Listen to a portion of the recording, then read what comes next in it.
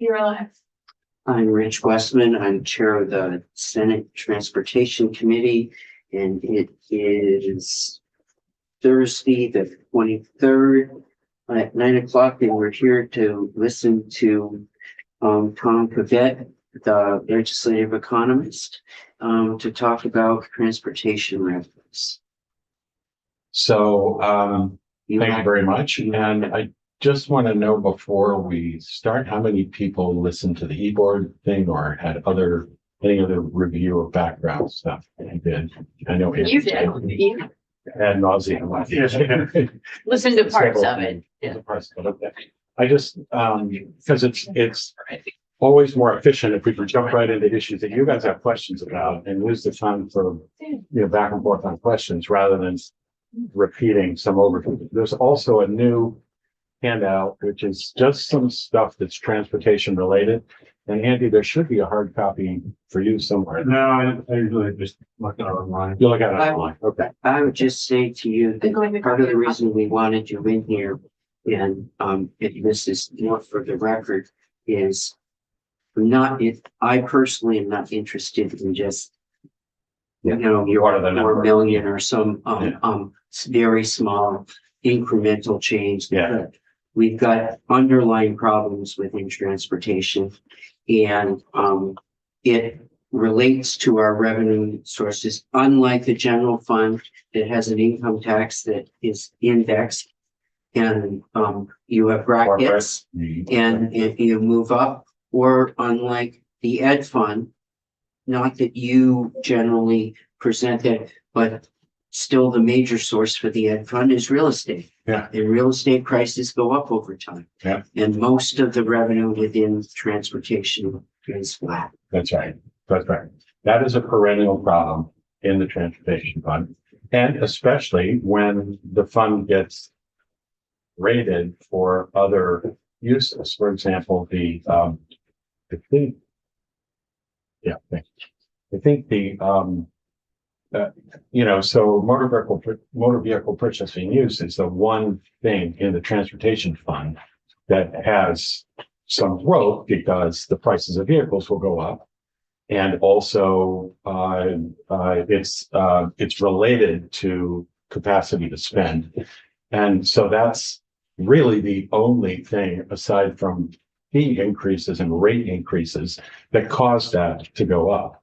And I'll look at a couple of charts and talk about that. But so there's been, there obviously with the gas tax, the idea of having motor fuel assessment fees and the TIB stuff is to link it to price, thinking, all right, prices are going to go up.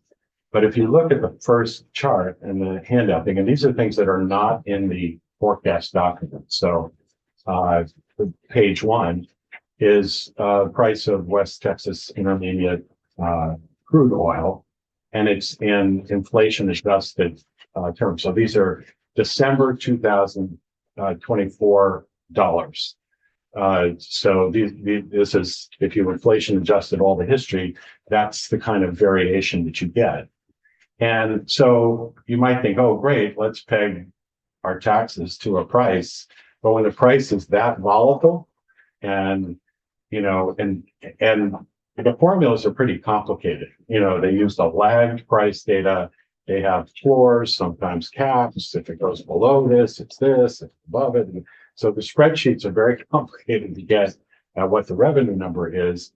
But you can get a situation where the underlying demand, underlying use it may be declining, but the price isn't going up.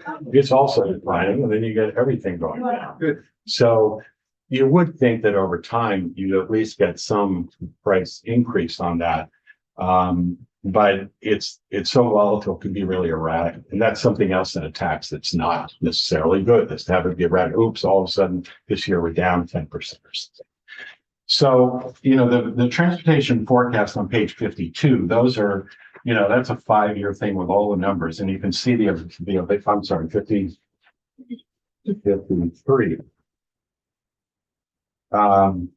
So you'll see once the tax increases, the fee increases that were recently enacted disappear, you're looking at like between 1 and 1.5% growth a year. And that's below inflation levels. So that's saying, we don't have population growth, so we're not getting like a lot more driver's license and registration fees and things like that. So, it tends to be pretty flat. There's just not a lot of growth that happens. And so you are in a world where you're having to raise the fees all the time if you want to keep up. And that's always more politically difficult than linking something to what's happening in the economy. I would just say to you that we had the agencies last week, and the report from the agencies between 2021 and 2023 that their construction costs went up 40%. Yes, you'll absolutely get that. When we look at this infrastructure money that's coming, and by the way, talk about an avalanche of money that's pouring into it. The state's cash balance, which is which is in the regular handout on let's see, that would be page 18. So it's this part of the state cash balance, is money from COVID, infrastructure money, Inflation Reduction Act, federal money that came to Vermont for various things. And Vermont, we couldn't allocate and spend it all that quickly, so it got put in the bank. Mostly M&T Bank, but also a few others. And so this like went from almost nothing. And the reason we got involved is because it generates so much interest income. It used to be, if you got $1 million from interest income, that was a pretty good deal. And it was $90 million last fiscal year. So $90 million is something we have to pay attention to. So we tried to build all these models with the treasurer and figure out how it's going and all the rest. This is something that just seasonally adjusts it. You look at all the little wiggles on the thing.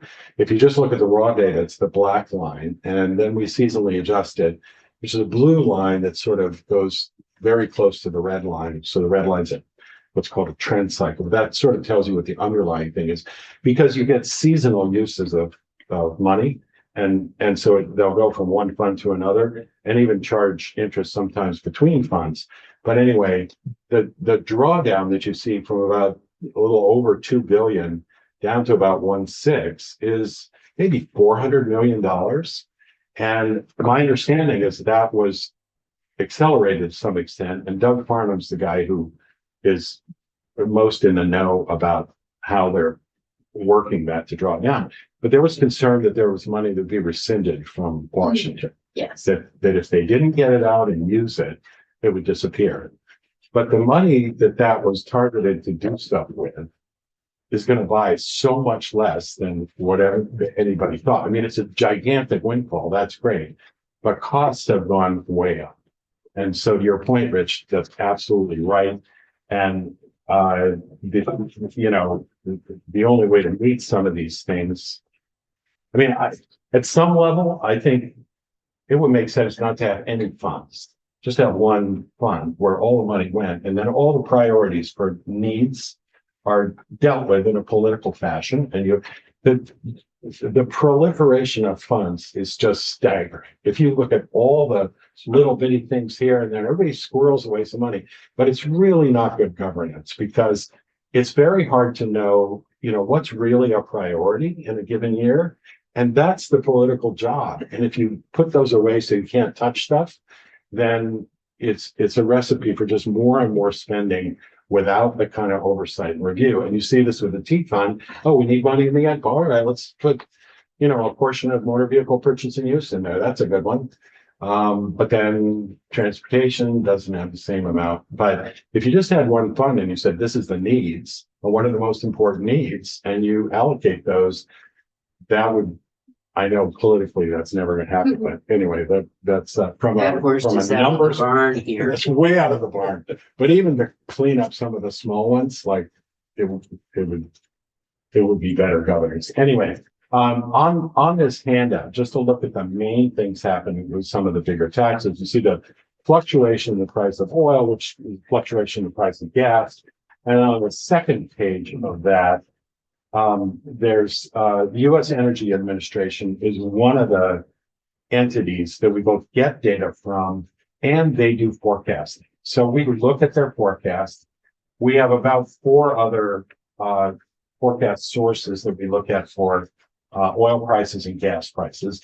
And, but we rely pretty heavily on EIA. They have really good people there and all the rest. But look at the band, the forecast confidence band that they have around West Texas International, which is the first intermediate crude oil, which is the first chart. So it's at $70 a barrel right now. But they're saying, all right, here's our confidence interval. And this is a narrower confidence interval than a lot of the time. It's often even wider than that. So what that says in economic parlance is, I don't know. Yeah. You know, that's really what it's saying. And you can see that from the history. Like when you have a history like that, and all of a sudden Russia invade Ukraine, and you get like, that's what happens right there. It's, you know, who forecast that? And, you know, what do you want to forecast in the next year? It's really kind of surprising. The Middle East hasn't created much of a shock, but it's buffered by the fact the United States is producing so much oil. It's the top oil producer. And there's a goal to try to increase that by another 3 million barrels per day. So this is the Treasury Secretary. I think I misspoke yesterday at a couple of committees saying the incoming Commerce Secretary, the Treasury Secretary incoming wants to increase it to 3 million a day. That's going to be really hard to do, mostly because the people who produce oil don't want to see the price go down. And if you produce that much more, it will probably pull the price down, which is what they're trying to do, you know, at a political level, but at an economic level, it's not going to work micro-wise anyway. So your 2 gasoline charts, what's the 2 differences of these charts? Where we at billion gallons? Okay, yeah, let's get into that. So the 2 things that interplay with the revenue forecast is how many gallons are consumed. There's, you know, the tax usually is per gallon, and then sometimes a rate that is linked to price, or just a fixed rate. So those are the 2. So the old gas tax, just a fixed rate on the number of gallons. The other one has a price fluctuation, so the rate moves within certain bands. And the price is a lagged price. It's not like today's price. It's like, so you get the data in, so, you know, gasoline consumption for many, many years just went straight up. It was just, you know, more people, more cars, less fuel efficient cars for a long time, bigger cars. Then it started to drop as efficiency improved. You know, miles driven wasn't dropping, but you were getting more efficient vehicles. And then you had a pandemic and people stopped driving. And, you know, so the thought was, all right, well, at the other end of it, they'll go right back where they were. That hasn't happened. So this is what remote work, even part-time remote work and stuff like that can do to consumption, physical volume consumption of a product. There are a whole bunch of things that the pandemic disrupted, some of which sort of come right back, or maybe came back even stronger, and other things that are kind of more permanent. And so this is coming back. Now, maybe if you took this line down here, you know, that it was kind of going on before, it's getting close to that. So then you'd say, all right, it would have been where it was, but still that's a pretty big decline. And you had a period where you just haven't had anywhere near the consumption that you would have had. So that kneecaps the revenue that we see from it. I had this other one up here, this next one. And that decline is mostly more efficient. Well, plus the pandemic, you know, plus remote work But you, long before the pandemic. Yeah, that's greater efficiency. And so we're seeing some, but it's more efficient cars. Yeah, as the price went up, you have more efficient cars and you got government requirements that they be more efficient. And then EVs are not like making a gigantic impact, but they're chipping away little by little. There's some states like California where it's much more prevalent, probably the highest adoption there. But the next chart is the same series, but it's monthly. The other one was quarterly data. And I just showed this just to show you what we have to look at when month to month somebody says, oh, what's happening with gas? You know, it is noisy. You know, because it's big. What's that? It's all over the place. Well, that's it. And that's seasonally adjusted. If you don't seasonally adjust it, it's even wilder. But that's why we have statistical programs that can pull out of all that noise this line, which is very close to that quarterly line, to tell us, okay, where are we really, kind of? And that's the kind of thing we're doing with every single revenue source for the state. We're looking at seasonally adjusted data. We're looking at lots of statistical things like trend cycles and stuff like that, and then modeling that and using something like energy price forecasts that are a combination of things to then pick that up 5 years. Anyway, that's those are the inputs. Purchase and use tax revenues. Okay, yeah. Thank you, Mr. Chair. So just before we move off of that, Yeah. one of the points that was raised in the revenue fund study that the chair pointed out a moment ago was to potentially index the gas fund rather than what we do now, which is not indexing it to like CPI or whatever. Do you? All the rates. All gas tax moving towards an index versus just like TIB, which has the bands, which Yeah. that's not indexing, that's like another thing. But It's a combination of, yeah, right. It's sort of indexing to the price of gas. yeah, do you have any thoughts on that? You guys can do whatever you want. So if you want to index, I could construct something and say, well, what do you want to index it to? So probably CPI is something people use, but there are other inflation measures that can be used. There can be ones that are more specific, maybe to transportation costs, since that's what you're trying to get Yeah. to. But sometimes there are timing issues about when the government releases the data and things like that. So, for example, the Ed Fund is linked to a fairly obscure per pupil spending to a fairly obscure index, which is state and local government spending deflator, and it moves more around. It doesn't move with CPI, so it actually declined, and nobody believes that, but that's what it did. So that's what they're stuck with. Anyway, we could look at different metrics you index it to, but sure, you could do that. Every single fee then each year would reset.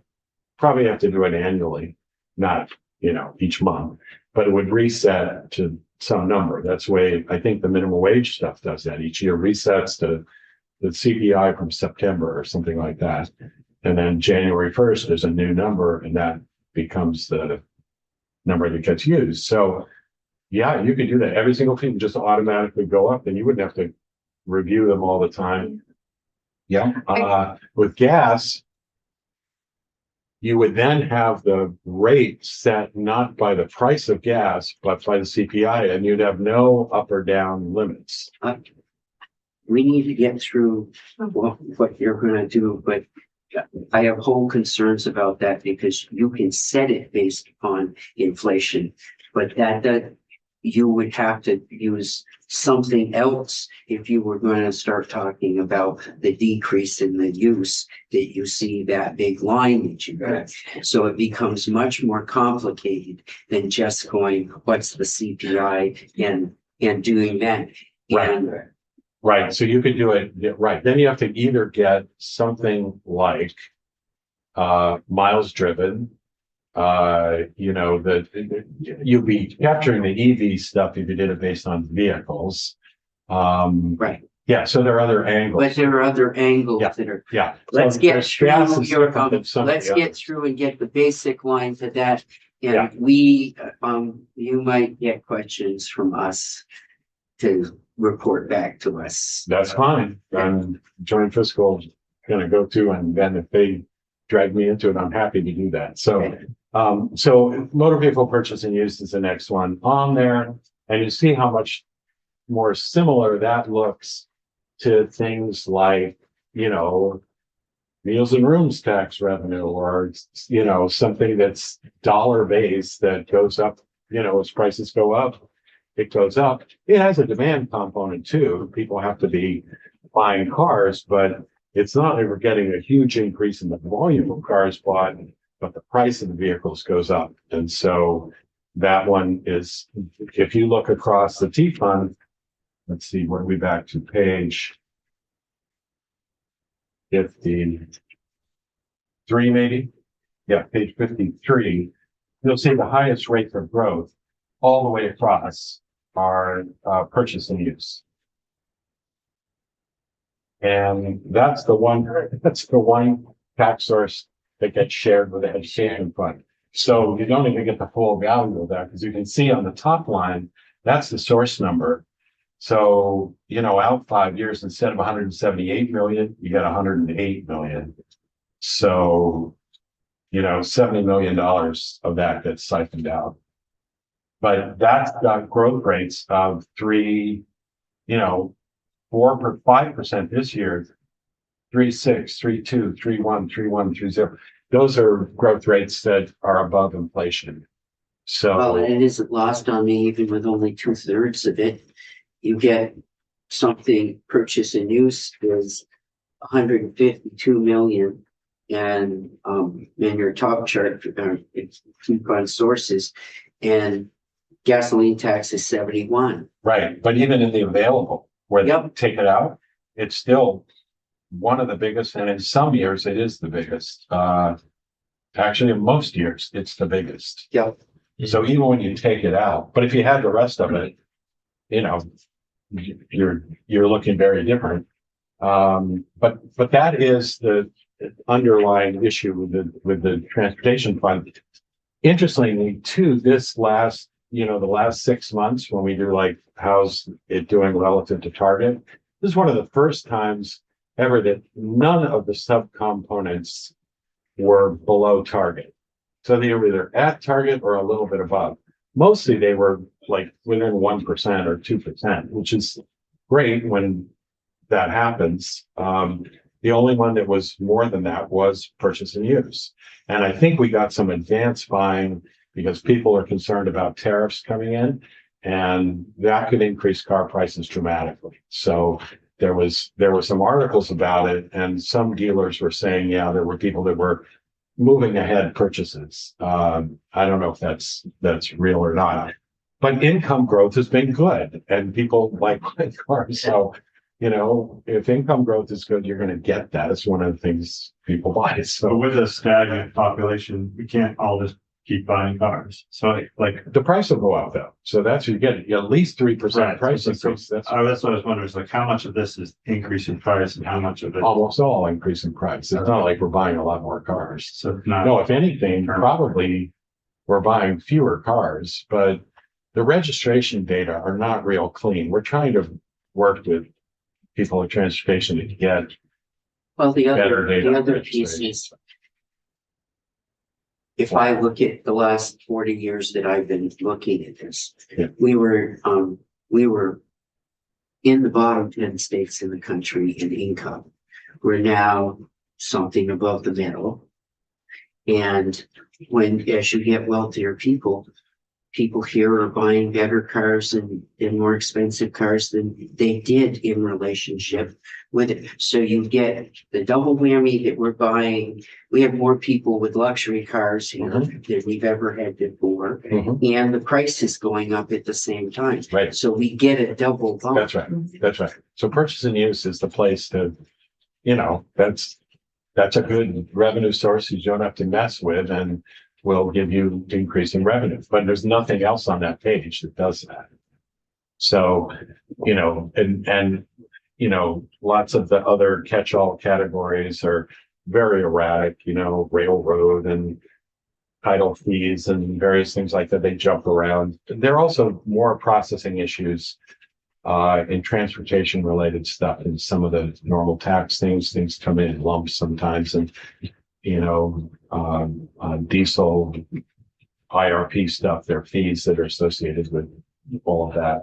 Anyway, there's just not a lot of growth. So that's bottom line. That's it. It's very helpful.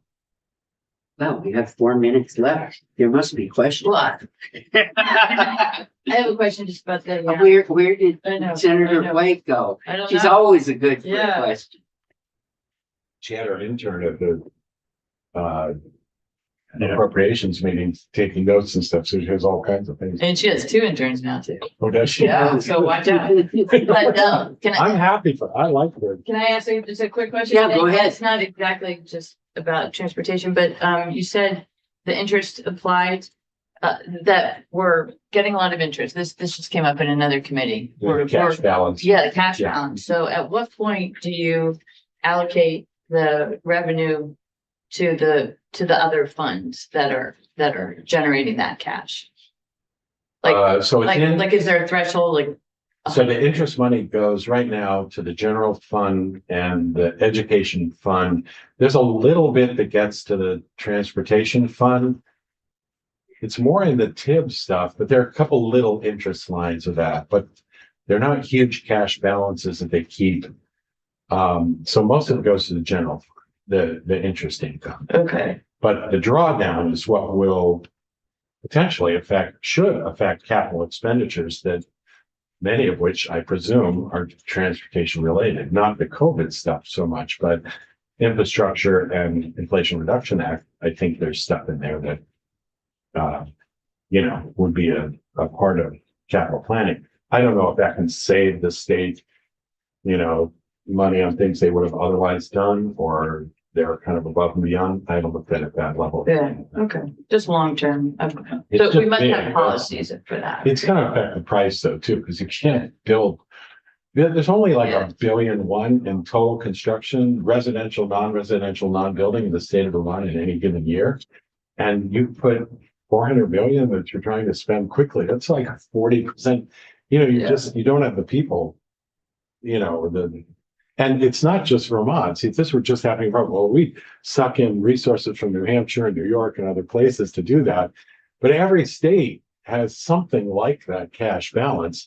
If you, loosely connected Vermont to the nation, it'd be more than $1 trillion. Like that's out there. I remembered I had another question. Yeah. You said TIB diesel and other, and maybe it says, Yeah, that includes a little bit of interest. That's the why. other is just the, there's always feels like, is there something else other than, like, we don't have a TIB on aviation. I'm pretty. No. I'm pretty But partial to TIP, so.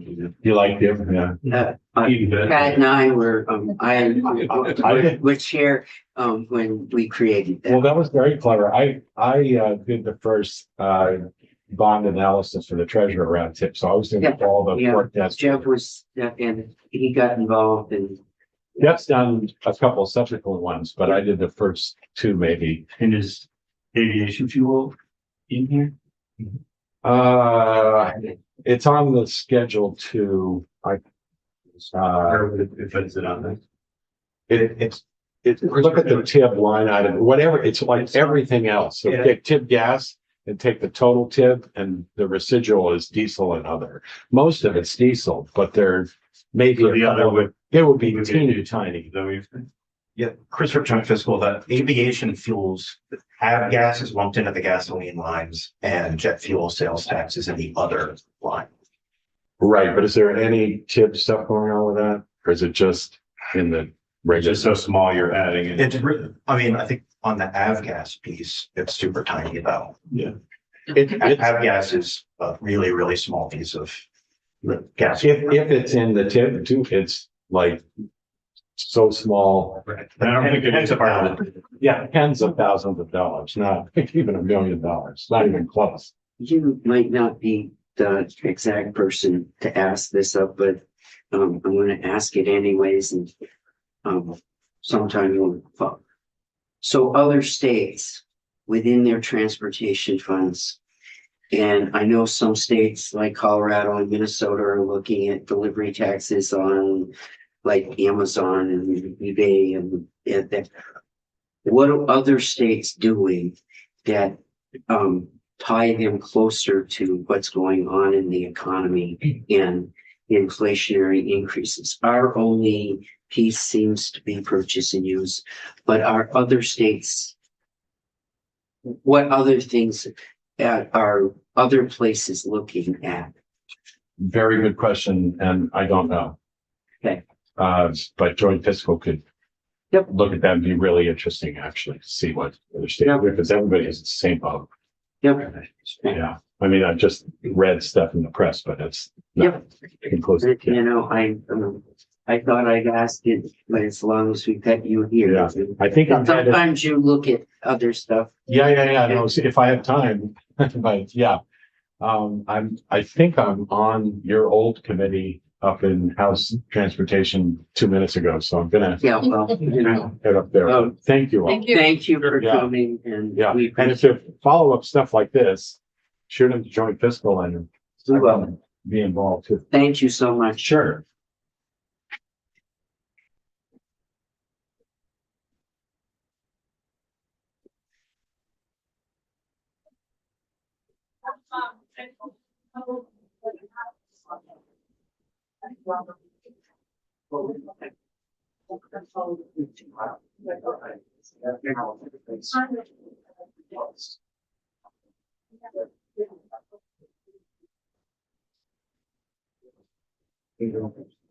Try that, right, come here together.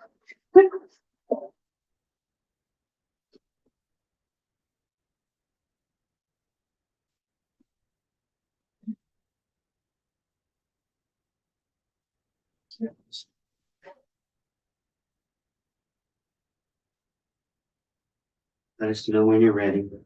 Sure, I just need a moment to get connected to this Zoom.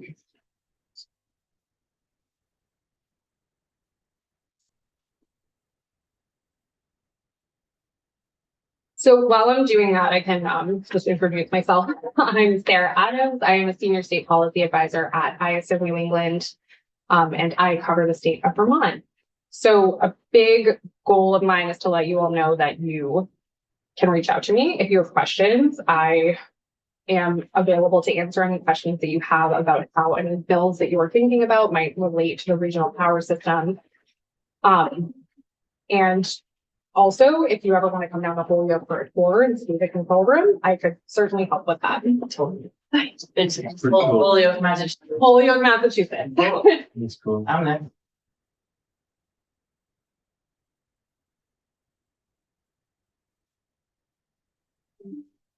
Gabrielle, can I have you painted that?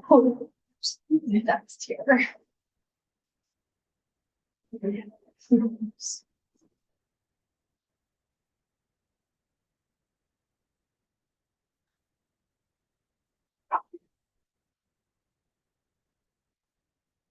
You have new Gabrielle? What's that? Are you new to All right, I am in. Do you want this? Sure. Yes. Sure. Thank you.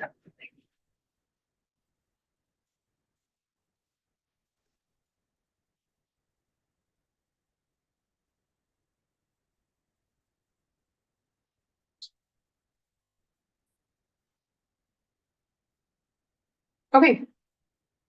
There we go.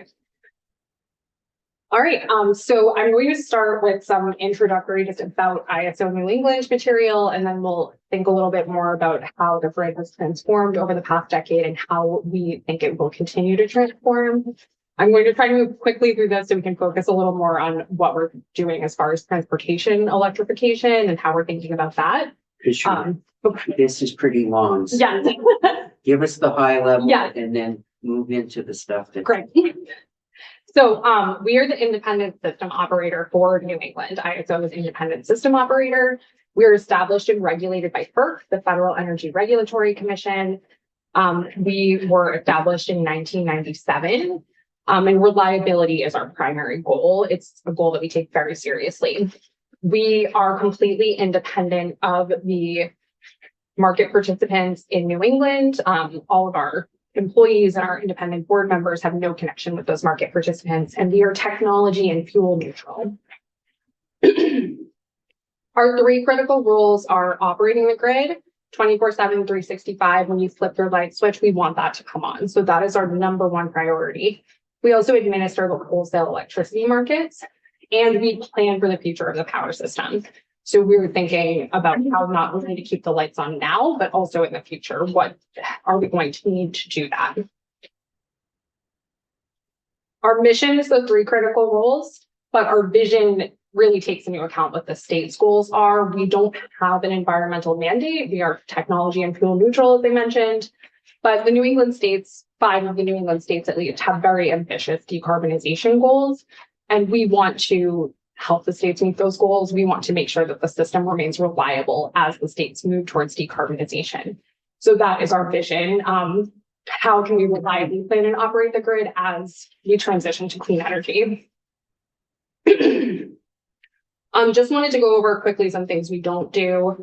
We don't handle retail electricity or set retail rates. That's really done at the utility and to the state level. We don't own any infrastructure. We have our headquarters in Holyoke, Massachusetts, and our backup facility in Windsor, Connecticut, and that's it. We don't own any of the wires or any of the generators. We don't have a stake in any of those companies. We don't have any jurisdiction over fuel infrastructure. So natural gas is a big electricity production in New England, but we don't really oversee or have any jurisdiction over the gas infrastructure. And we are not a permit granting authority. So we don't decide where or if projects are approved. There are a number of entities that oversee the ISO. I mentioned FERC. We're also the reliability coordinator for New England under the North American Electric Reliability Corporation, or NERC. And we also work with the Northeast Power Coordinating Council. And then on the right-hand side, we have our states, various state offices, the PUCs, the governor's offices, that we work with to make sure we understand policy, what the states are doing, and also that they understand what we're doing as far as our study. And the New England electricity market participants have a number of committees under NEPOOL, the New England Power Pool, that meet and get updates regularly on ISO studies and ongoing initiatives. We have about 9,000 miles of transmission lines. We have 13 interconnections to our neighbors in New York and Canada, and we are a net importer of electricity in New England. So last year, 13% of our needs were met by imports, and that's pretty consistent. That's typical of what we normally see. We've invested a lot of money as a region into the transmission infrastructure, $12.7 billion since 2002, with about another $1.4 billion planned through 2028. And we also have a number of developers that are proposing what we refer to as elective transmission upgrades. So that's something that wouldn't be funded by the region as a reliability project, but it might help connect wind and northern Maine to load centers in southern New England. So why did we shift to competitive markets in the late 90s? There are 3 key principles behind the shift. Competition yields prices that accurately reflect a resource's operating costs. Efficiency and transparency encourage innovation and investment in new technologies. And the markets shift the investment risk from consumers to the private investors. So those were the 3 big motivations underpinning that shift. This is just a breakdown of the different components of our energy markets. So the energy market is the teal bar that you see in the bar chart. This is the largest portion. It's also subject to the most fluctuation because it's tied to fuel costs. So in years when natural gas is very expensive, you can see those are the years where the energy market is more expensive. The forward capacity market is where the ISO procures capacity commitments on behalf of the region looking forward. Currently 3 years, that's a forward-looking market. To say, okay, who's retiring? What do we expect electricity use is going to look like? And we make sure that we have the commitments to meet those needs. So in years where that blue, the darker blue part of the bar is larger, those are years that we've seen a lot of generator retirements typically. And then ancillary services is the tiny orange sliver. That's the smallest portion of the markets, and that's things like voltage services and black start services. So it is a very small part of the markets, but these types of services are very important when the grid is stressed or during times of high electricity use. And then I did just want to really underscore that wholesale prices are very closely tied to gas prices. When gas prices are high, and we've called out some reasons why we saw spikes in gas prices in these years, wholesale electricity prices are also high. We're currently a summer peaking system, but as more and more heating and transportation electrifies, we do expect that we're going to shift to winter peaking in about the 2035 timeframe. So that will be a large paradigm shift for the region. That's interesting. We used to be, We did used to be winter peaking. no, Go ahead. well, you were more polite. No, than I was.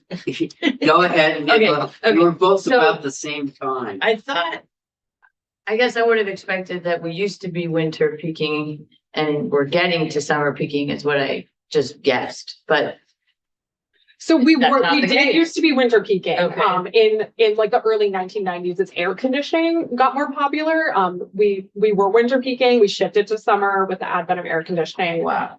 And we've been a summer peaking system ever since. But that's for the region. That's for the region. Yeah, there are parts of We're still Vermont.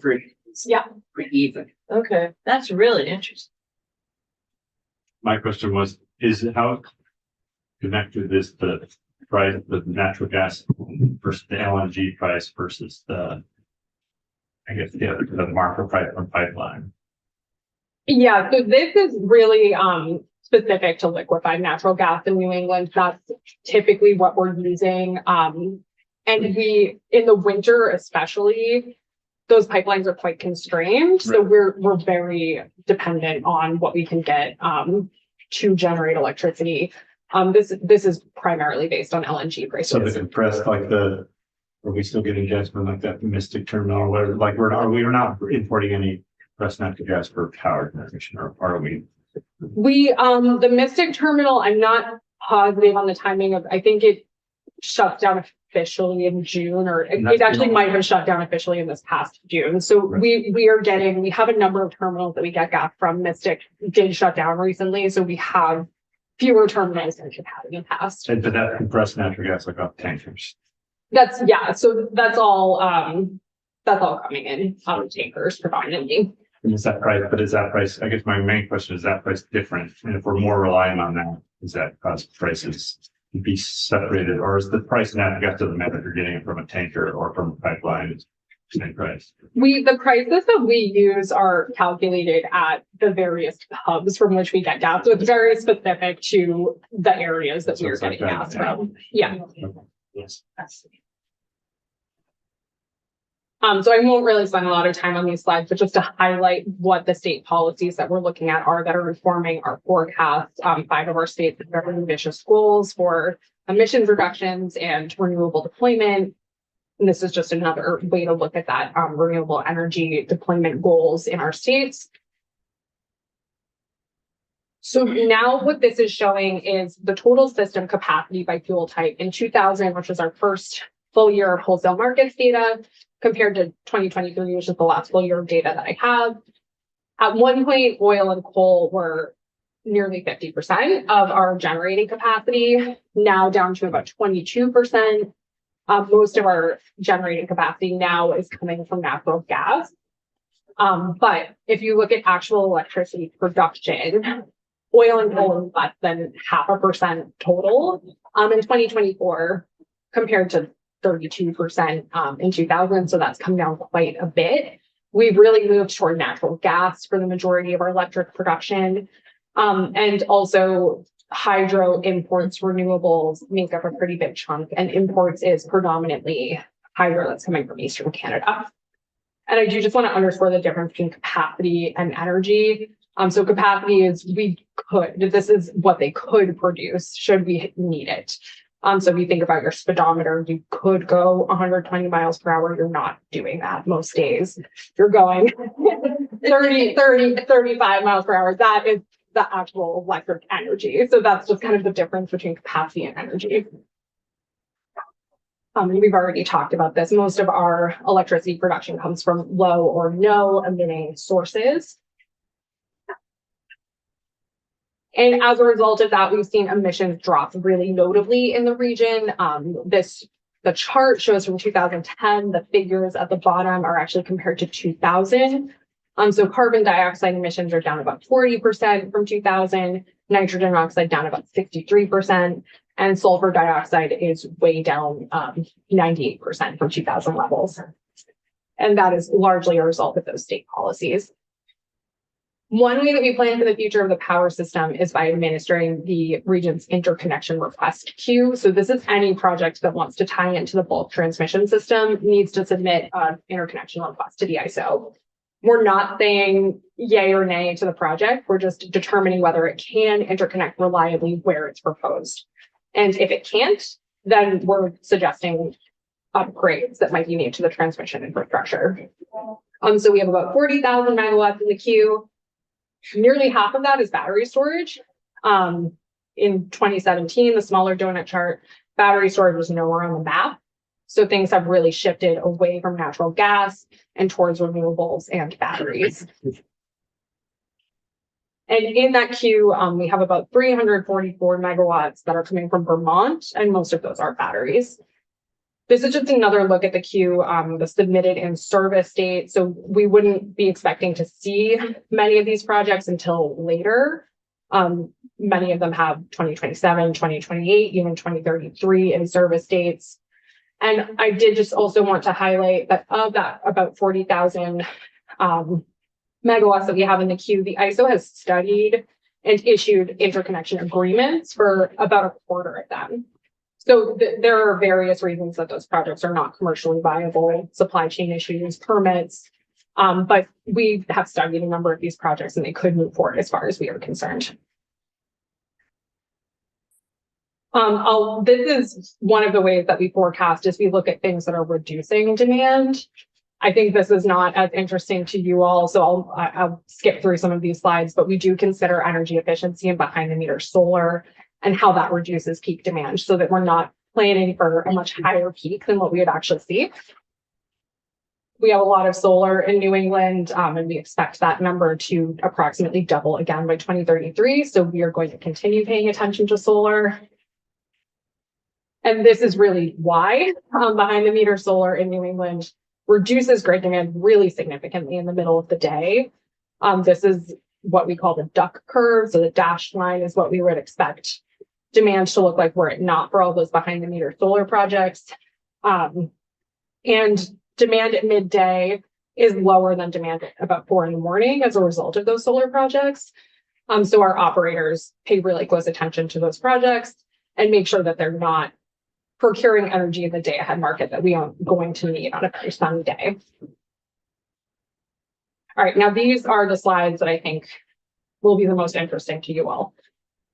We have seen a decrease in net energy use over the past few decades because of things like energy efficiency and behind the meter solar. But as our states incentivize electrifying heating and electrifying transportation, we expect that we're going to see a really significant increase in annual net energy use, as shown by the green line on the right-hand side here. So we would expect to go from we're at about 114,000 gigawatt hours in 2023 up to 140 gigawatt hours in 2033. And these are the percentages that we are attributing to electrification in that increased energy use. So in the summer, it's a smaller impact at about 9%. In the winter, we'd expect about 26%. So that is largely heating, but also transportation. The charging is not as efficient in the winter. So the transportation usage is higher in the winter as well. And overall, that comes up to about 17% of annual energy would be attributed to new electrification. So of the 20,000, next, 10 years, 20,000 gigawatt, only 17% is caused by electrification. So you're getting that right? Yeah. And you're going to tell us what the rest is, or? We don't care. We're talking about transportation. Yeah, I mean, I could dig into that a little bit more.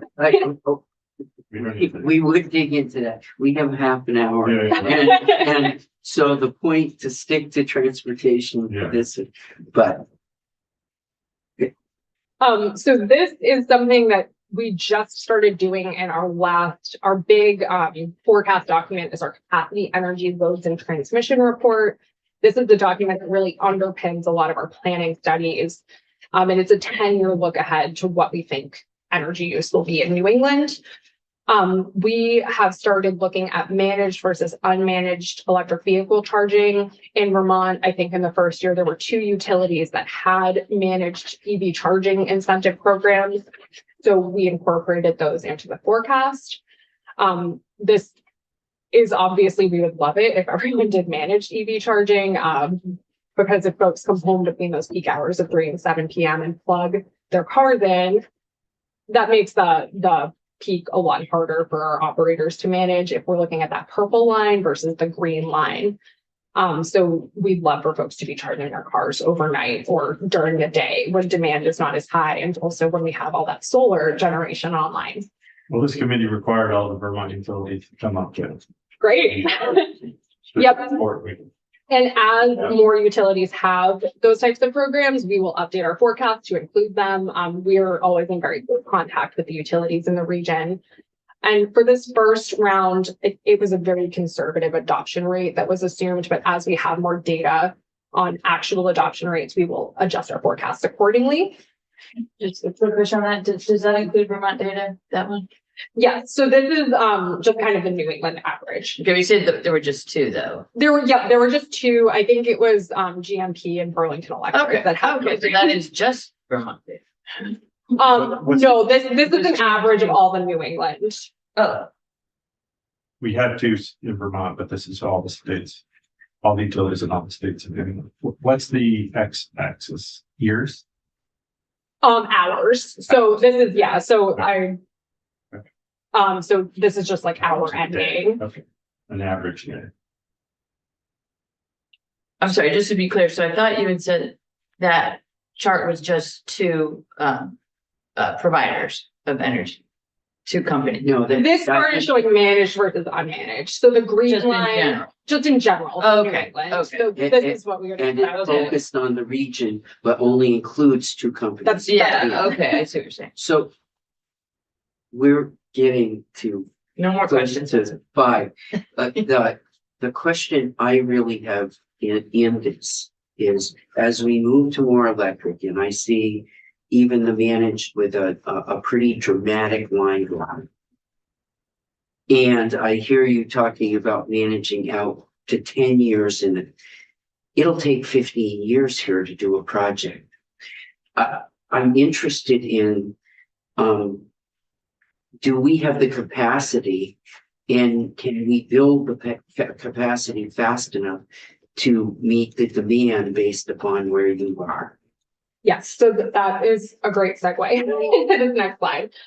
We have identified what we call our 4 pillars for a successful and a reliable clean energy transition. And this is what we as the grid operator think that we really need to support that increased load that we expect to see, to support all of this new renewable development and all of this new electrification. And one is that we need a lot of new clean energy to meet the state's goals. We have to go from 12% to nearly 60% by 2040 for the states to meet their goals from that bar chart I had showed you. We need balancing resources to even out the times when the wind is not blowing and the sun is not shining. We need energy adequacy. Right now, we're very dependent on LNG in New England, but as we transition away from gas, we're going to need some kind of a dependable energy supply chain or a robust energy reserve. So that could be long duration storage. There isn't really commercially viable long duration storage yet. What I showed you in the queue, that's all lithium ion, that's all shorter duration. So we're not really there yet, but we are going to need that to support the increase in net energy use and also all the new renewables. There could be a whole presentation for an hour on just this. What do you envision as the balancing resources? I mean, I think we'd really like to see long duration storage, but we currently, as the operator, as the reliability coordinator, don't think that we can totally move away from our baseline resources. We need our nuclear in the region. I think there are times where we are going to need those fossil fuel resources when it's very, very cold or very, very hot currently, that's when we see the oil and the coal resources running.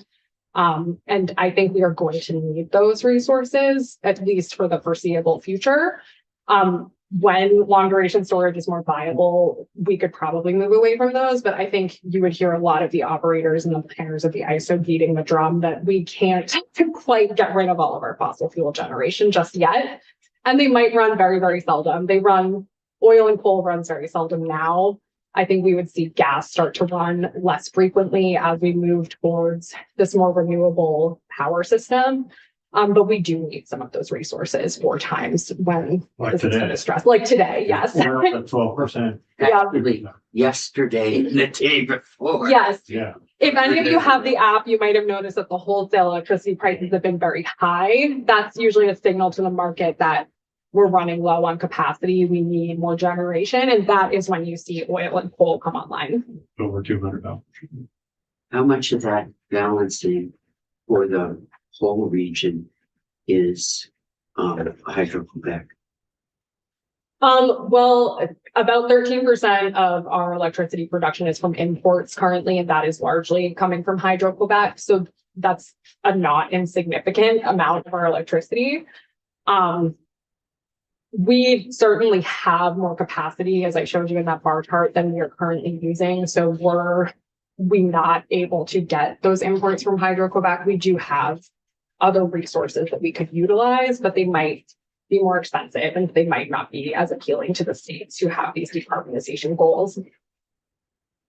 Okay. All right, and then the last pillar is robust transmission.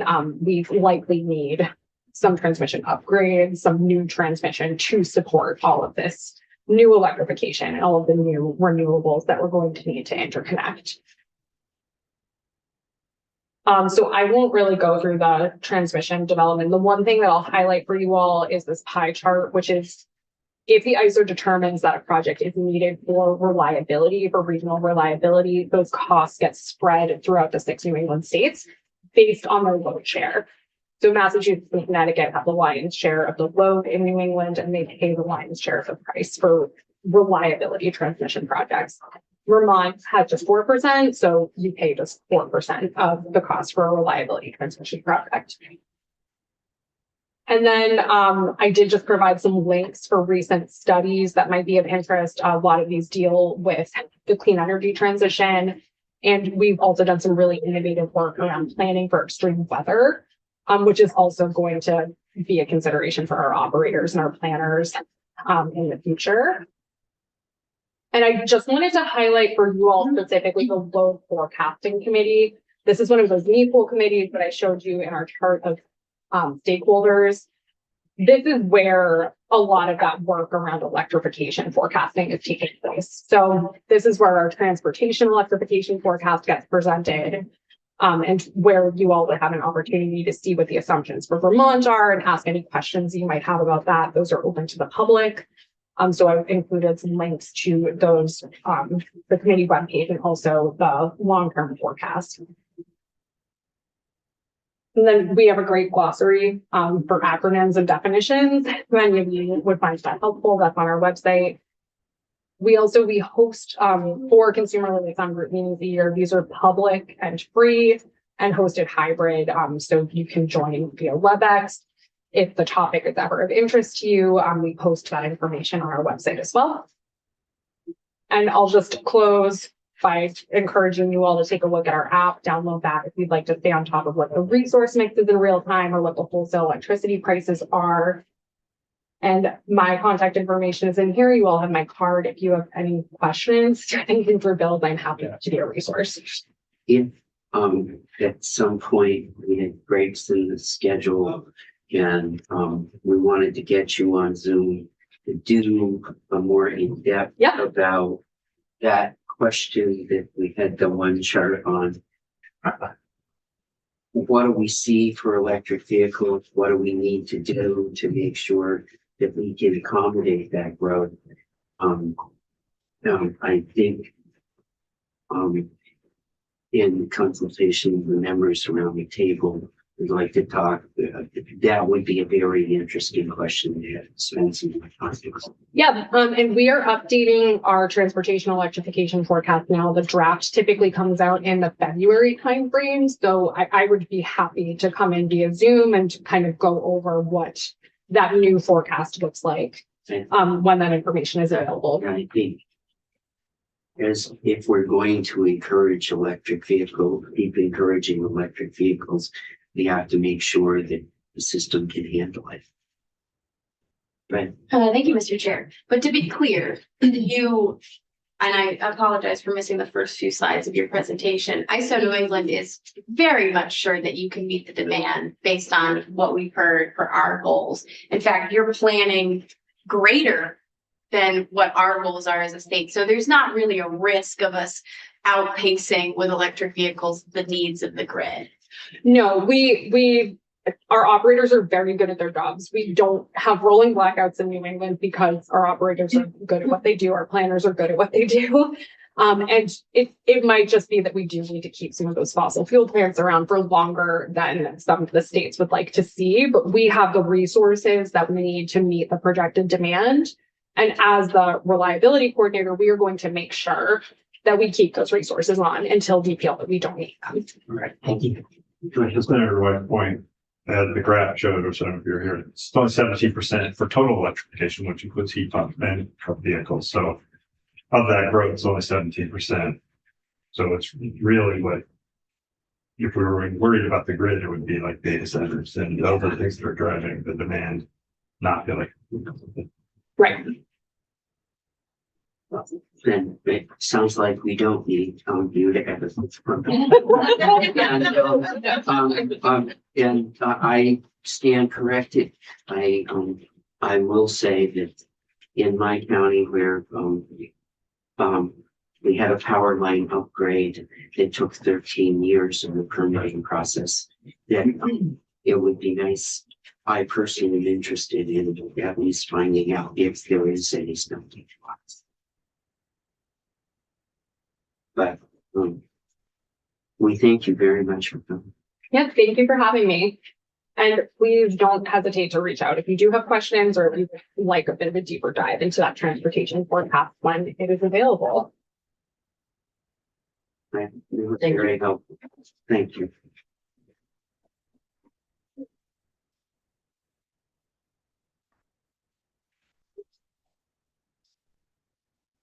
Value utility. All of a sudden. GMP is out.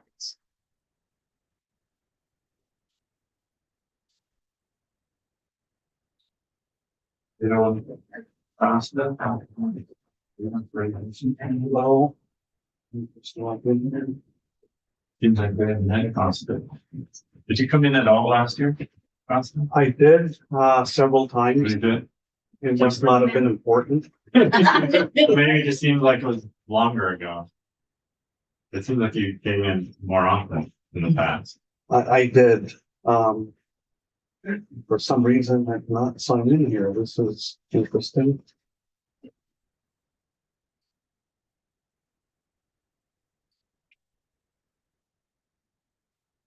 Okay. Security alert, the reference account is currently locked and cannot get locked into. You're a security risk. You look like it. Darn. No, the Wi-Fi is a security risk. Yeah. Do you want me to share for you? That would be very helpful.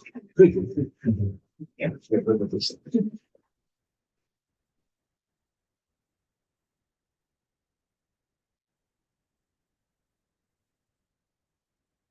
I do apologize for the inconvenience. Put over If I'm biting.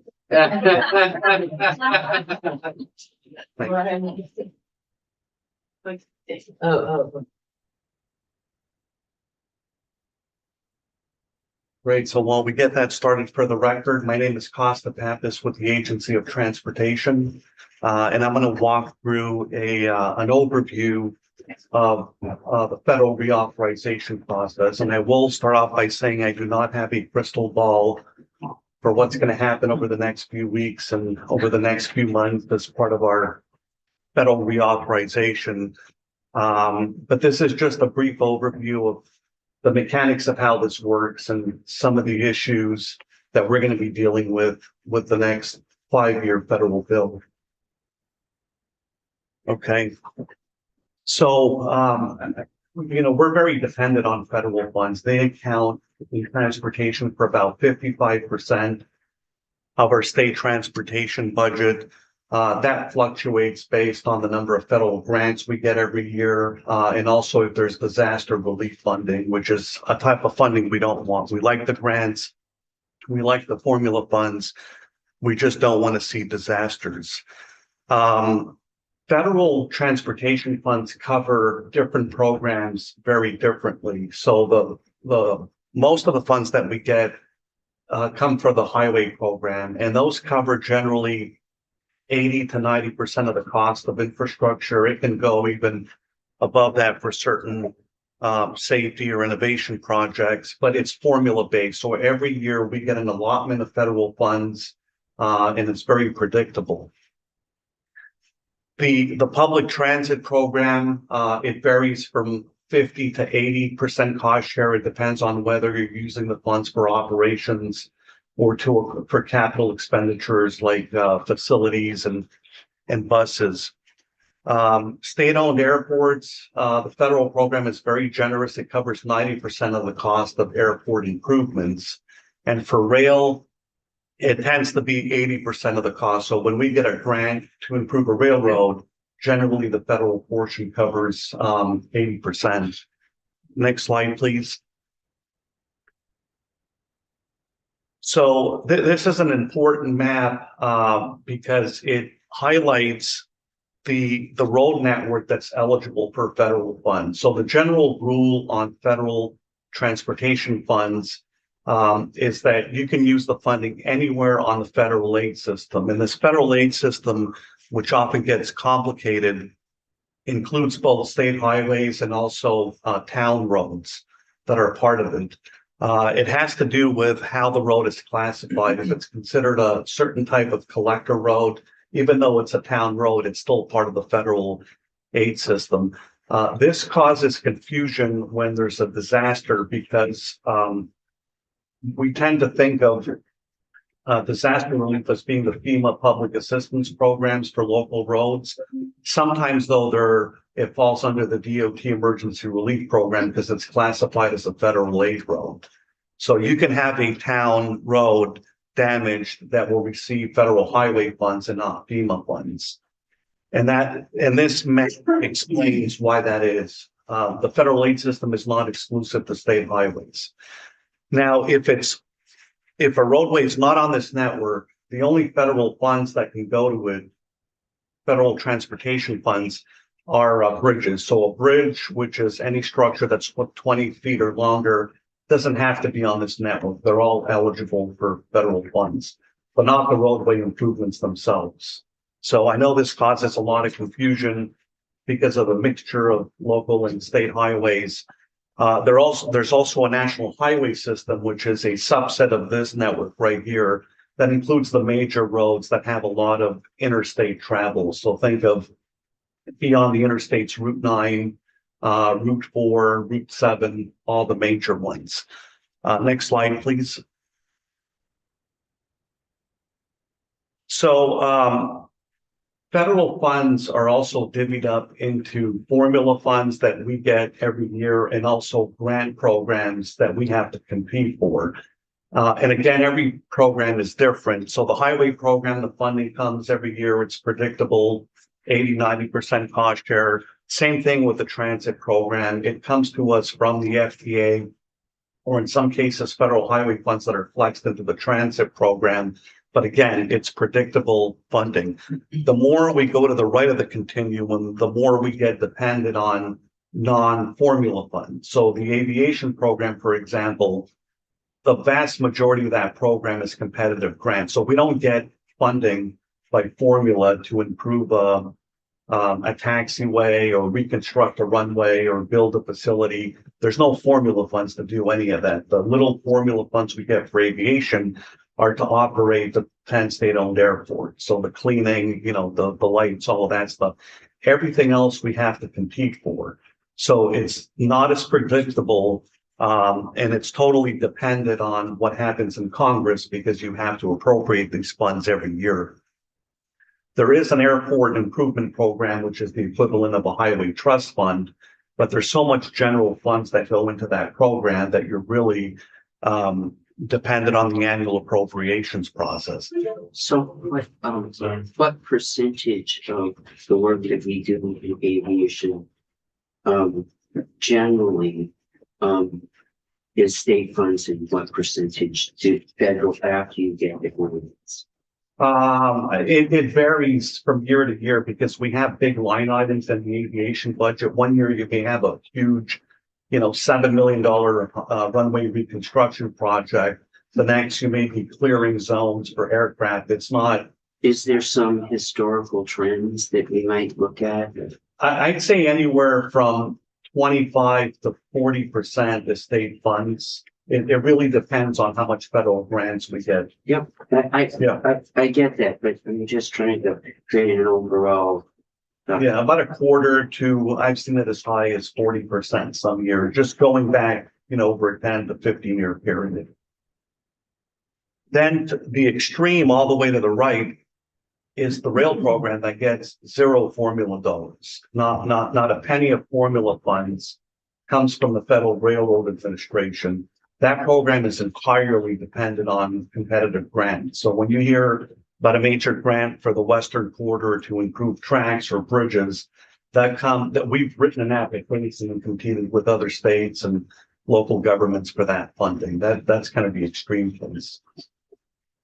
Go ahead. Sure, thank you. So, you said except Amtrak, and then is this, passenger and freight? Yeah, any capital improvement has to be competitively awarded to us. We don't Okay. get anything. Amtrak is the exception here because we use highway funds and state funds through the congestion mitigation and air quality program. So there's federal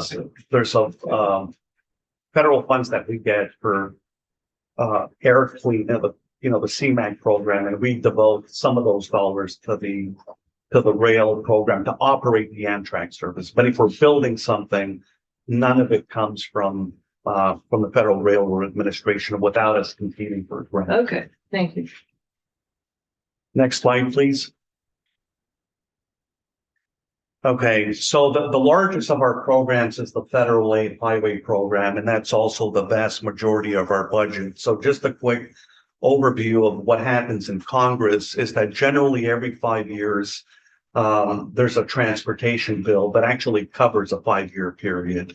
The rationale being that it's very hard on an annual basis to plan out long-term major improvements, and you need some consistency and stability when you're doing that. So it's called the IIJ, the Infrastructure Investment and Jobs Act. That's the current 5-year bill that we're working with. And it's financed through a user fee called the Highway Trust Fund. So the Highway Trust Fund is a federal account where every time we go to the pump, 18.4 cents in gasoline taxes enters that account.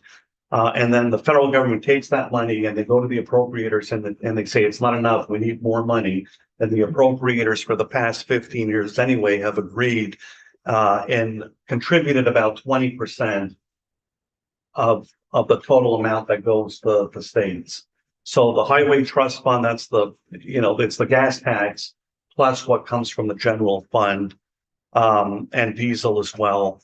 The gas tax, bless you, Senator, has not been increased since 1993. So the reason why there's general fund dollars going into that account is that if you don't, if you go 30 years without making adjustments to it, that's what happens. But Congress has determined that that's the balance they want. They want some general funds going into it to level it out. Now the funding comes to us for specific buckets. We don't just get, a couple $100 million. Yeah. So what's the percentage now of gas tax versus general fund dollars at the federal? 80-20. So 80% of it comes from the Highway Trust Fund, 20% comes from the general fund.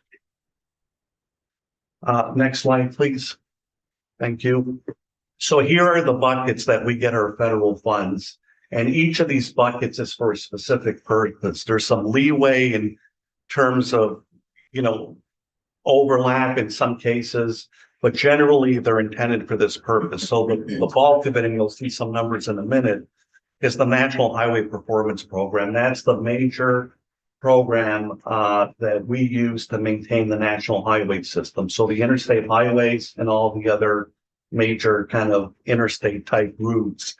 The Surface Transportation Block Grant Program, that's the most flexible of all the programs. That's where you'll find state highways, town bridges, bike and ped, a lot of different things is lumped into that. Rec trails, safety improvement. That one doesn't require any explanation, nor does grade crossings. Buckets for those specifically. Congestion mitigation and air quality. I talked about how we use those funds for rail. We also use them for public transportation. That's the other major use of that funding source. Metropolitan planning, that's for the Chittenden County Regional Planning Commission. By law, they get an allotment to do planning within their area because they're a federally designated metropolitan planning organization. There's a freight program that's relatively small, but you can use that on either highways or in some cases freight rail only type projects. Carbon reduction, I think you've heard a lot about that program, again, for a very specific purpose. And the Protect Resilience program, same idea. It's to mitigate against weather events or other natural hazards is the point of that one. And I'll show you some numbers in the next slide just to see the relative difference between these. Thank you. So the second column shows you for every program the amount of funding that we got under each category. And I also put the last 5-year bill so you can kind of compare the increase that we got with the IIJA. And I'll talk in a minute about how the IIJA was more than just a piece of transportation legislation, which explains the vastly different dollar amount. So when you tally them up and look at only the core programs that we get on an annual basis, it's about a 35% increase for highways over a 5-year period. Then there was some general fund specific supplemental programs. These are programs that are not part of the federal highway aid program, but were included in the IIJA, a massive $225 million bridge program. And then the NEVI program, the electric vehicle program as well. So the reason why these numbers and separating them out are important is I'll talk in a minute about what may happen during the next 5-year bill. Next slide, please. Okay, so this current piece of legislation covers us until September 2026. That's when it expires. And again, generally, they're 5-year bills. So as you can imagine, when Congress gets settled in, they're going to start working on the next iteration of this because it takes them about 18 months to put together a 5-year transportation bill. The last two, there's always been extensions. Yes, extensions are common. Their length varies depending on the relationship between the administration and Congress. They've gone as short as a couple of months, as long as almost 3 years. So an extension simply means we can't agree on what the next bill should be like. We're going to continue the next one. And you're right, Senator, it can, depending on that relationship, it can be very quick or it can take a long time. So what's unique about the IIJA is that it combined the regular transportation authorization, the 5-year bill, with an economic stimulus component. And that's really in the title, right? The IIJA, it's the Infrastructure Investment and Jobs Act. And sometimes we forget that the Jobs Act was intended for a specific purpose. And that was, we were in the beginning of COVID, things were going awry economically. The idea was to avoid significant, recession or economic stagnation. So what they did is that they lumped a lot of funding into the transportation component, just because that tends to be one of the program areas that can get money out quicker than other types of infrastructure. Not that it's the speediest thing you'll ever see in your life, but compared to other infrastructure that needs to be planned out from scratch, it's generally considered an effective way of getting stimulus dollars out there. So because of that, it's very hard to predict what's going to happen in the future because of that economic stimulus component. Again, I don't have a crystal ball, but I do have a couple of examples of what's happened in recent history when we did obtain stimulus dollars. You may remember back in 2008, 2009, we had the financial crisis that, again, kind of threatened the economy, and Congress was looking for ways to make sure that it didn't happen. So states were awarded significant amounts of federal transportation dollars. The idea being get those dollars out quickly so we can get people to work and lower that unemployment rate that had reached some pretty significant levels. So they awarded us that funding, and then when the next reauthorization came along, that funding disappeared. It was never continued into the next bill. That's example number one. A more recent example was the only piece of legislation that's passed in the past couple of years for transportation, which was the aviation reauthorization. So there's two real transportation bills. There's the service bill that covers highways, transit, and rail, and then there's a separate one for aviation. They don't merge those bills together. Like highways, aviation has a trust fund. It's called the Airport Improvement Program, and funding goes into it to make capital improvements to airports. So what happened here is that the bill in 2024 that's passed, that's law, included a 20% increase in year one for that specific program that helps airports with improvements, and then level funded for 4 other years. So let's think about this. The IIJA effectively nearly doubled the amount of aviation dollars that were available, because it was a 5-year aviation bill, and then there was the IIJA on top of it with supplemental funding. What Congress did with this bill is said, not only do we not want to continue with the IIJA supplemental funding, that's gone. Not only do we not want to do that, we don't want to allocate a lot of funding to this program for whatever reason. So this 20% increase does not only not cover the recent inflation in airport construction, which is no different than rail or highway, just the significant cost increases, but they said not only are they not covering that, they're not covering anticipated inflation with a 20% increase over a 5-year period, no matter how you break that down. Now, was that done intentionally to parcel out aviation compared to the other modes? Is that a philosophical change in Congress that we need to slow down the pace of investment? I don't have a crystal ball. I don't know. But here are just the 2 recent examples of what happens when you have stimulus funding. They don't tend to stick around after the economic event is over. Next slide, please. Thank you. So what does that mean for Vermont as a state going into this next 5-year bill? We work very closely with our congressional delegation on these bills. We have a member on the Senate Environment and Public Works Committee that oversees the highway program. And we, until recently, had another senator on the Commerce Committee that oversaw rail and aviation. Public transit is overseen by the Banking Committee, but we work very closely with them because we're very dependent on federal funds and federal policies. People normally think about the money part, which is spot on, it's critical, but there's also the policies. What can we do with this funding that's equally important? So we're very sensitive to fluctuations in both funding and policy. Things change in a direction we don't want to see the change in. It can be really bad for us. And the same goes for funding. If there's too many swings in funding and changing things around, we can be impacted by that as well. Inflation has created unprecedented cost pressures. You've seen Jeremy testify, other agency staff, about what's happened to construction costs. recently.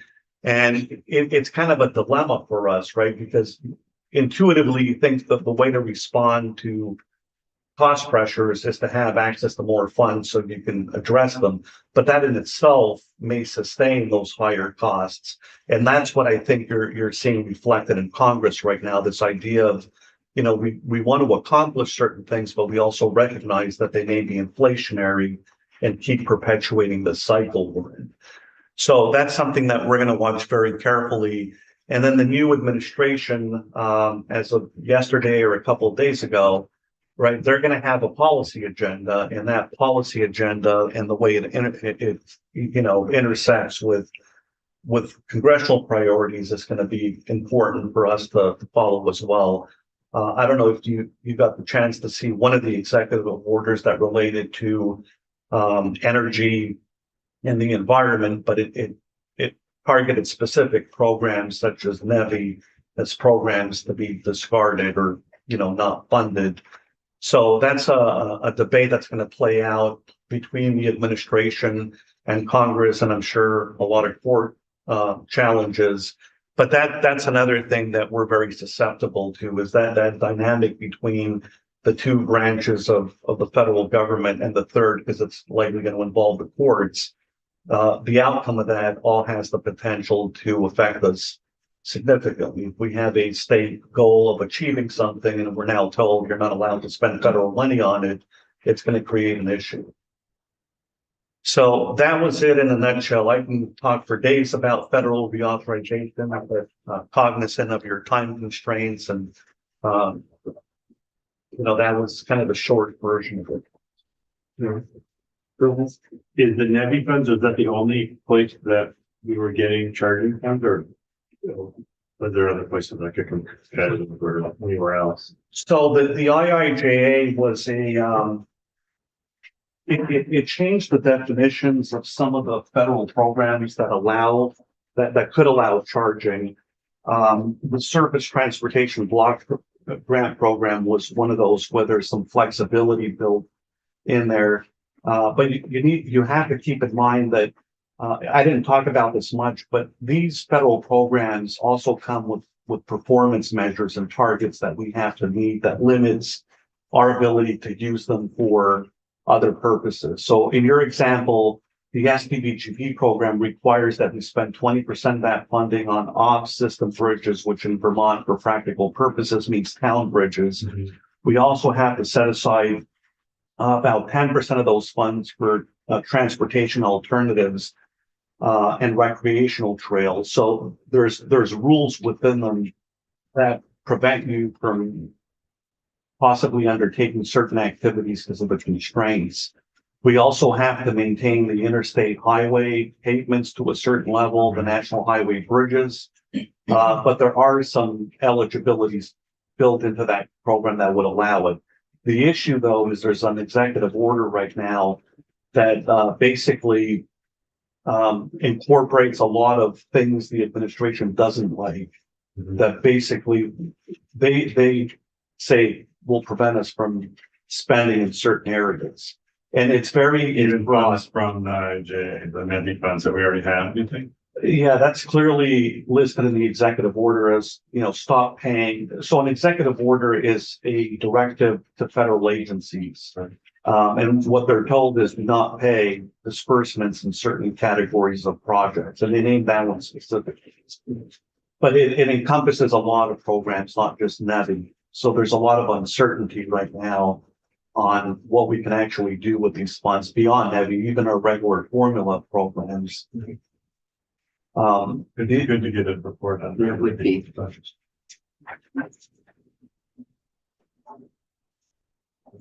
That was. Yeah, no, I would like to, keep, this is really important. So how far ahead of time do we get the funds? So what kind of notice would we have?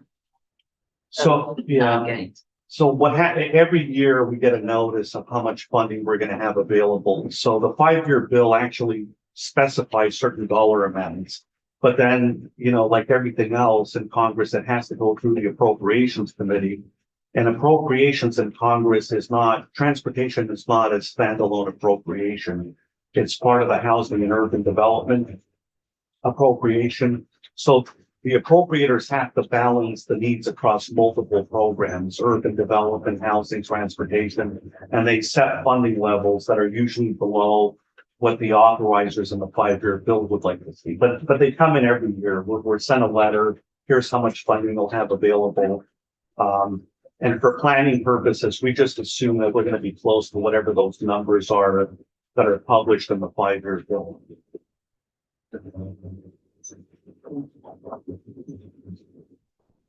Any other questions? We would, as soon as there's more update and more knowledge about what's going to happen with all of this, because it does create issues. Absolutely, Senator. And so I don't know whether to have you contact us when you think there's some an update, or because I'm pretty sure you don't know. Yeah, we'll find out. I mean, we have to get direction from federal agencies. And you know, we started getting some of that when it's clear. I can, you know, come back here and testify, prepare a memo for the committee, whatever your preference is. But we're definitely going to let you know what the outcome of these very broad executive orders are. Absolutely. How long? When's a good time for us to reach back out? Well, I mean, that's interesting. You know, some of this will take a while to filter out. I'm not overly concerned about most of the, you know, 4 highway programs. I worry more about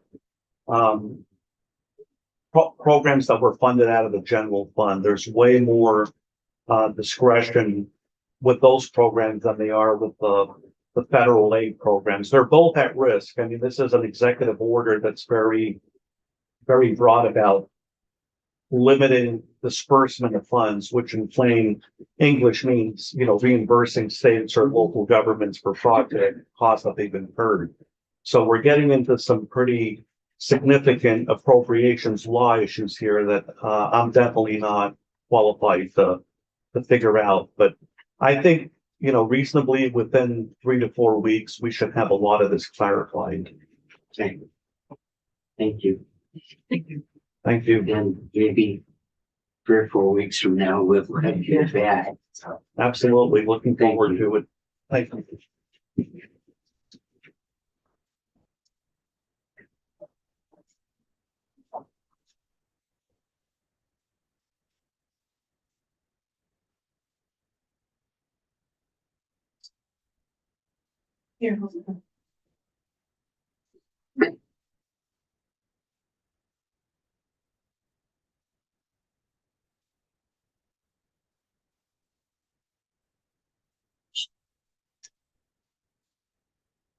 Okay, good morning, Jeremy Reed, Chief Engineer for the agency.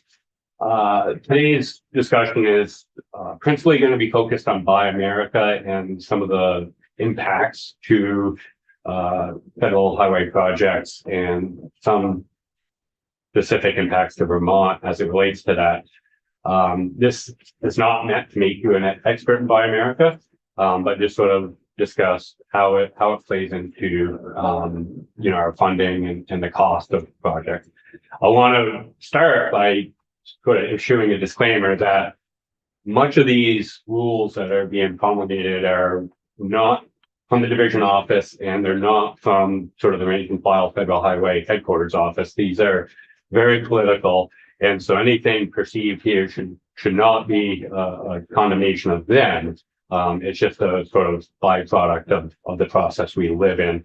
And I would also offer, in fact, our division office has a great relationship with us, which isn't necessarily true for a lot of states. So as I mentioned, federal highway, please draw a distinction there.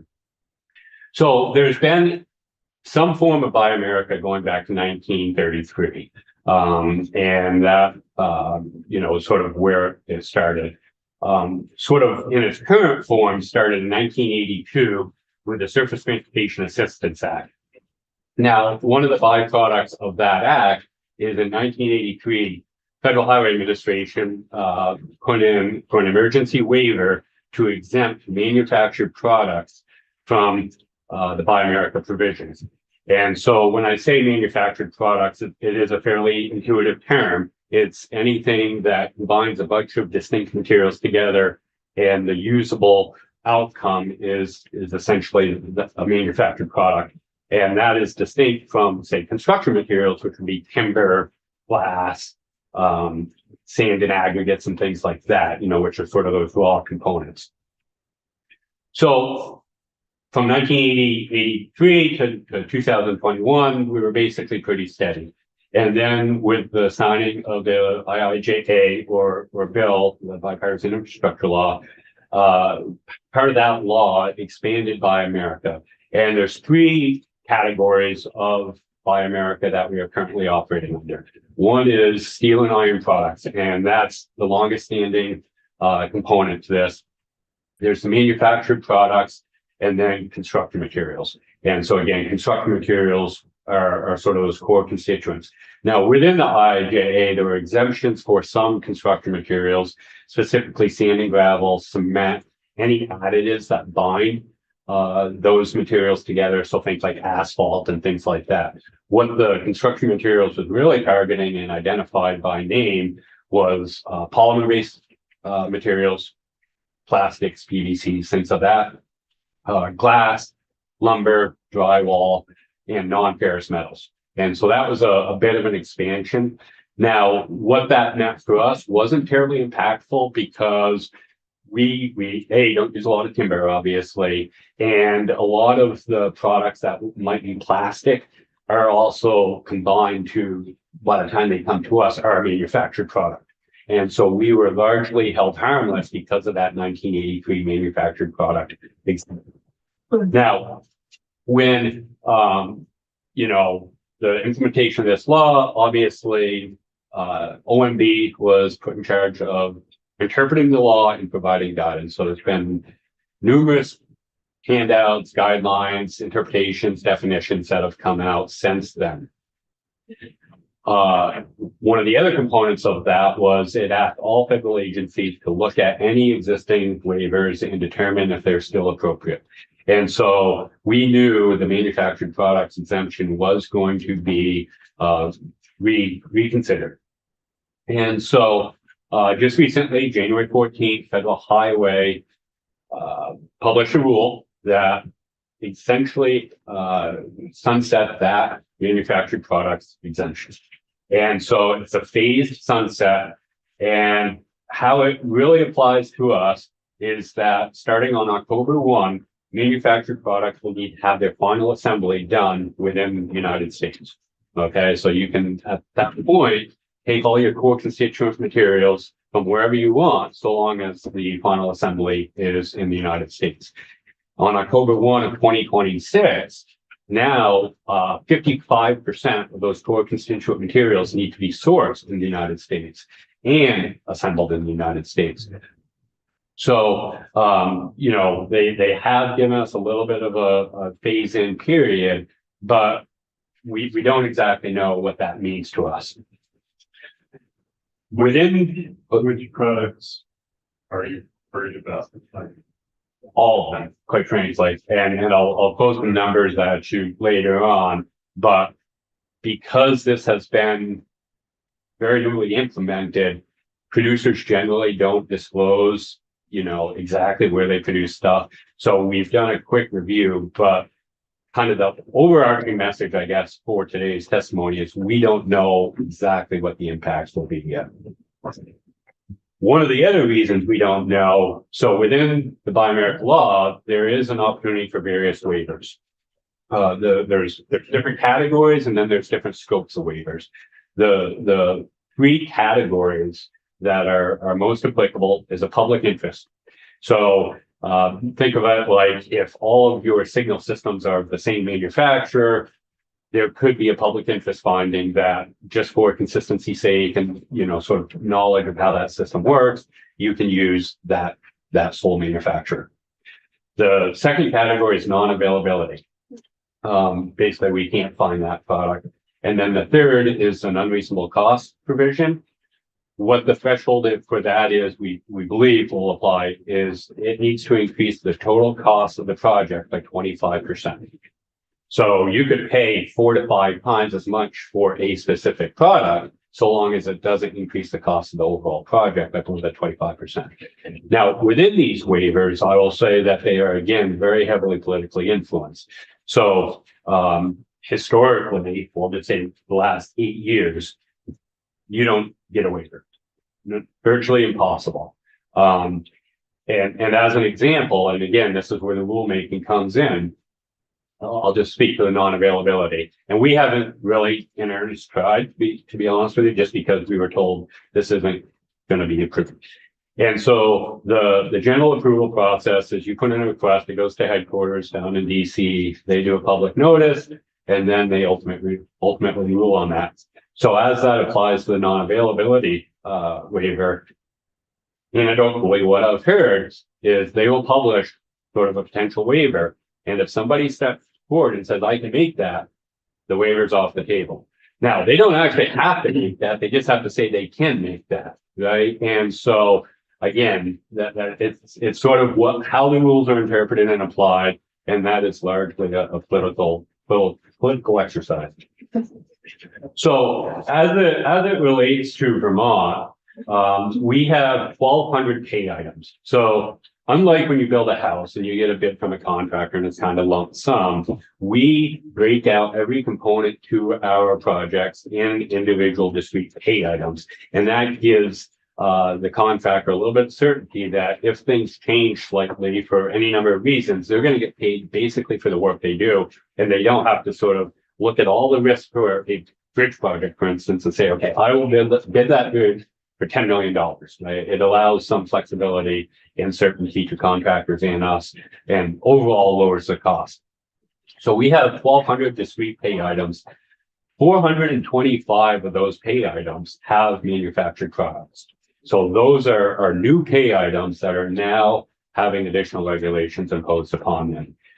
Of those 309 pay items, or of those 425, 309, we don't know if we can find a product that meets Buy America today. Again, You also don't know if we can. Correct. So we've only been able to confirm whatever that delta is of 114, 16 of them.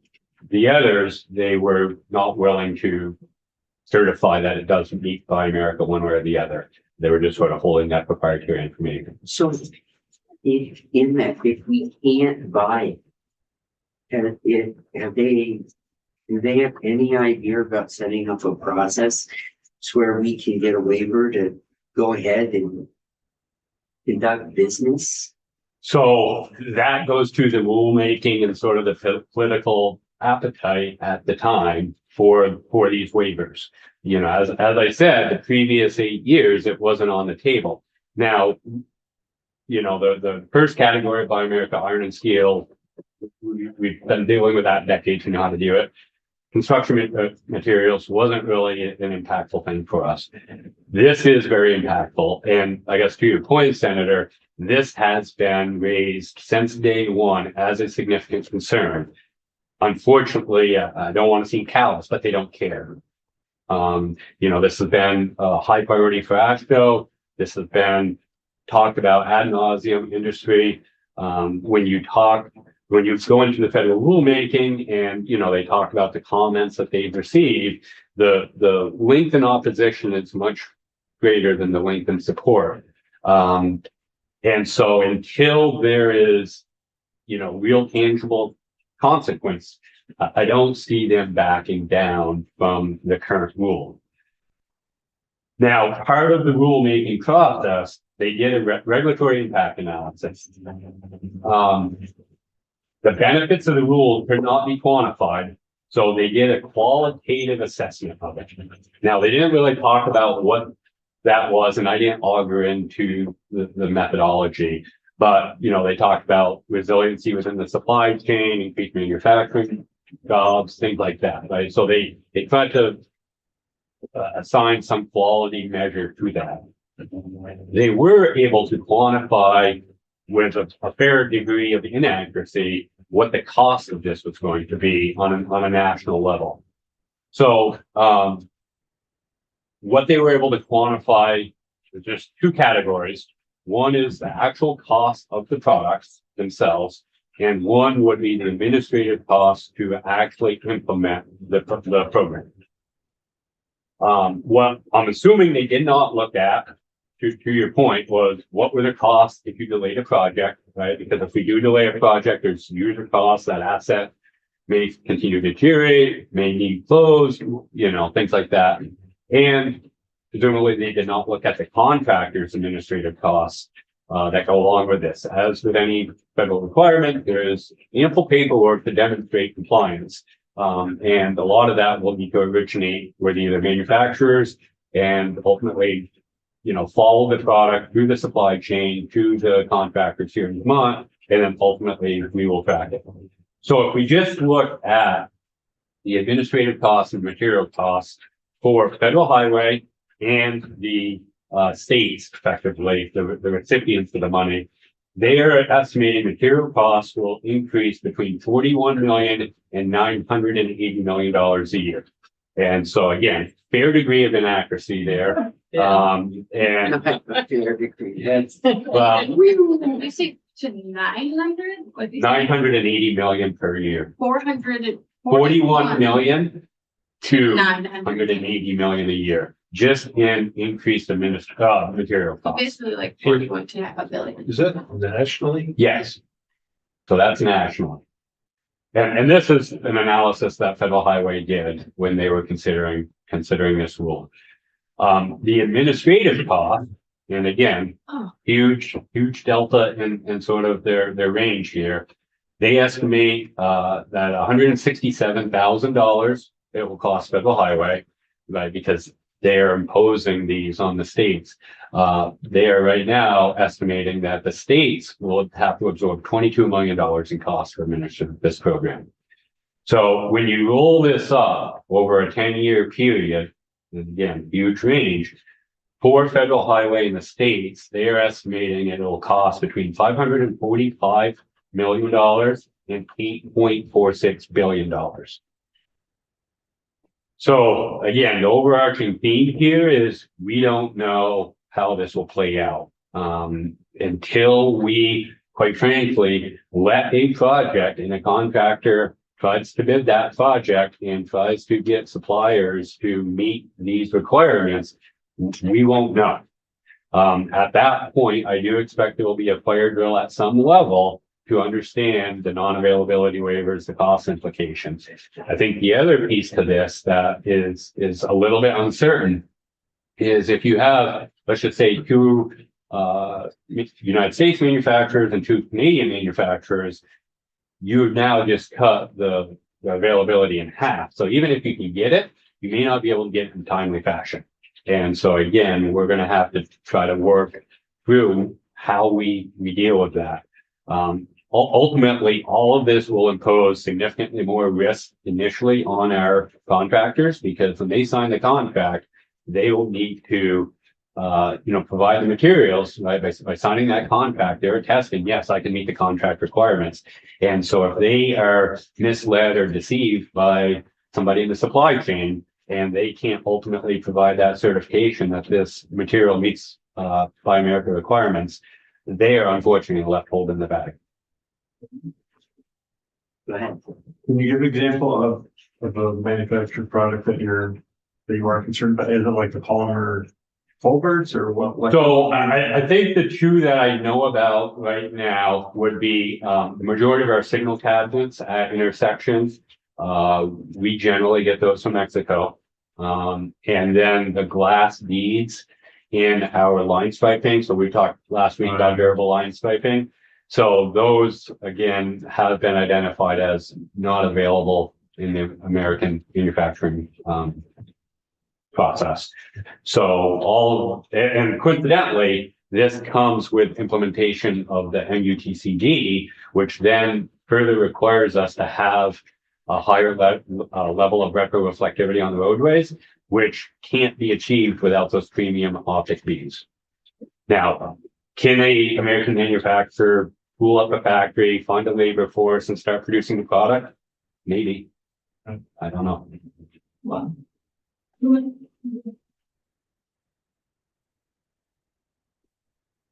Can't kind of lead you, where do we go with all of this? And we don't know it, and that's, I think, the frustration at, within the rank and file at the federal highway.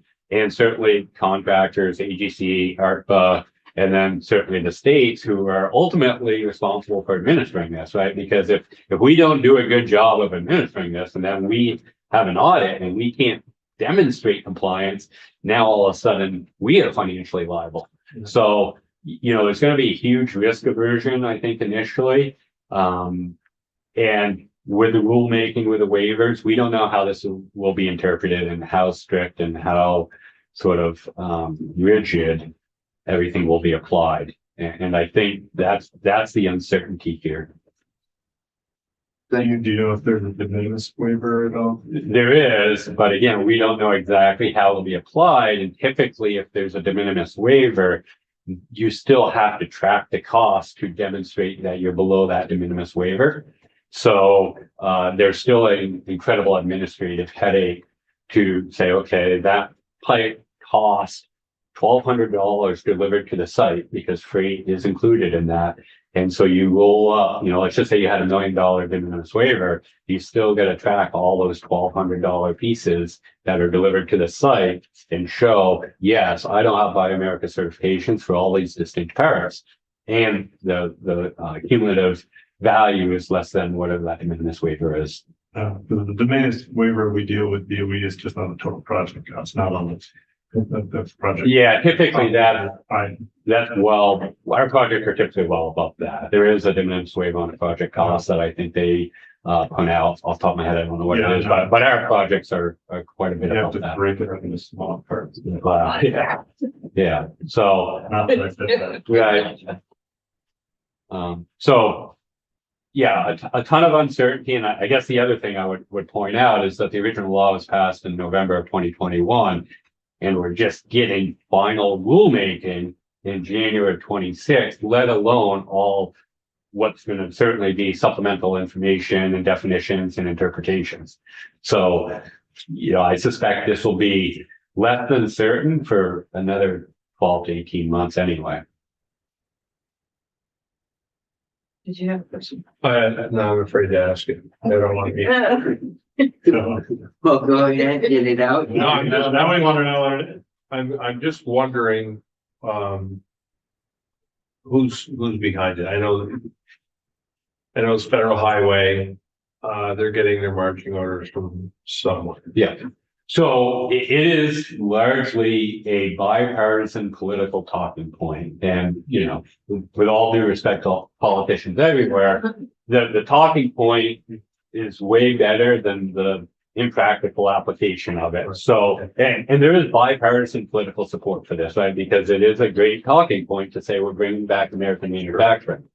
Right. The unfortunate piece to that, and I mentioned it, workforce is the number one concern in the construction industry, and I probably think nationally. So, you still need workers in the factory, even if you have the capital, even if you had, the capacity to do all of that, you still need the human power to, to run the factory. So there's an aspirational goal here that's being thrust upon us, and the practical outcome is probably the only thing that can tweak this. And I want to take a 5-minute break to the next piece. Okay, I was just gonna ask if there are any types of projects that are particularly vulnerable to this, is it like bridges versus road?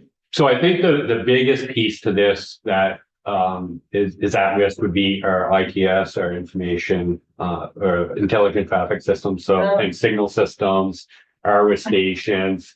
Those are pretty important. They are, but think about trying to track every wire in the complex, drive, all the LED bulbs, Well, everything at this point. well, and we heard just from Tom Cavett that the car manufacturers are afraid that they aren't going to be able to meet.